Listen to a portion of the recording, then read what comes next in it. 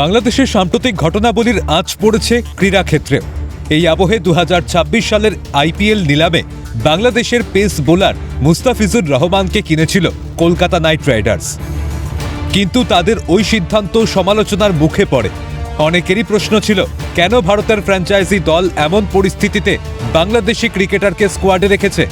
বিষয়টি খতিয়ে দেখে মুস্তাফিজুর রহমানকে যত দ্রুত সম্ভব স্কোয়াড থেকে রিলিজের নির্দেশ ভারতীয় ক্রিকেটের নিয়ামক সংস্থা বিসিসিআই-এর। বিসিসিআই সচিব দেবজিৎ সাইকিয়া জানিয়েছেন, সাম্প্রতিক পরিস্থিতির কথা মাথায় রেখে কেকেআর ফ্র্যাঞ্চাইজিকে নির্দেশ দেওয়া হয়েছে যে মুস্তাফিজুরকে স্কোয়াড থেকে মুক্ত করা হোক।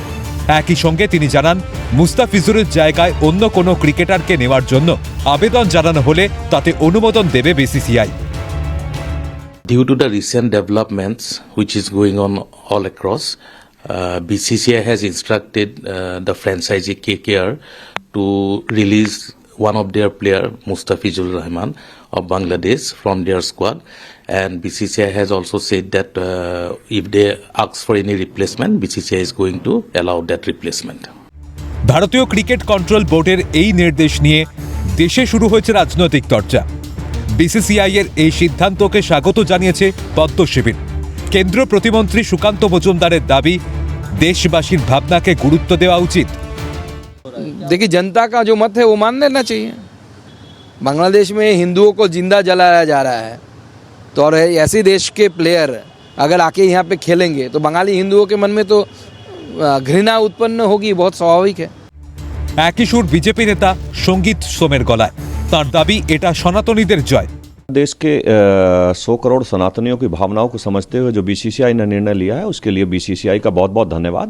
और हमने कल ही आप लोगों से कहा था कि आप निश्चित रहिए, भारत सरकार और बीसीसीआई इस पर को संज्ञान लेगी, चूंकि 100 करोड़ हिंदुओं की भावनाओं से खिलवाड़ नहीं किया जा सकता। और धन्यवाद बहुत बहुत बीसीसीआई का कि उन्होंने इस तरीके का निर्णय लिया। और मैं फिर एक बार कहूँगा, ये पूरे भारत के हिंदुओं की जीत है, सनातनियों की जीत है। যদিও এই ইস্যুতে কেন্দ্র সরকারকে একহাত নিয়েছেন রাজস্থান বিধানসভার বিরোধী দলনেতা টিকারাম জুলি। তার প্রশ্ন, একজন ক্রিকেটারকে দল থেকে বাদ দিলেই কি পরিস্থিতিতে বদল আসবে?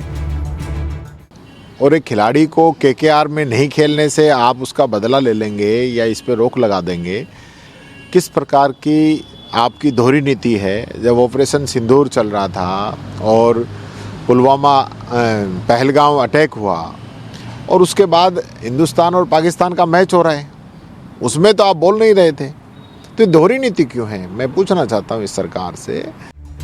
সব মিলিয়ে বিসিসিআই-এর এই সিদ্ধান্তকে পদ্মাপাড়ে সংখ্যালঘুদের নির্যাতন প্রসঙ্গে বাংলাদেশের জন্য একটা বার্তা বলেই মনে করছে আন্তর্জাতিক মহল। ক্যালকাটা নিউজ।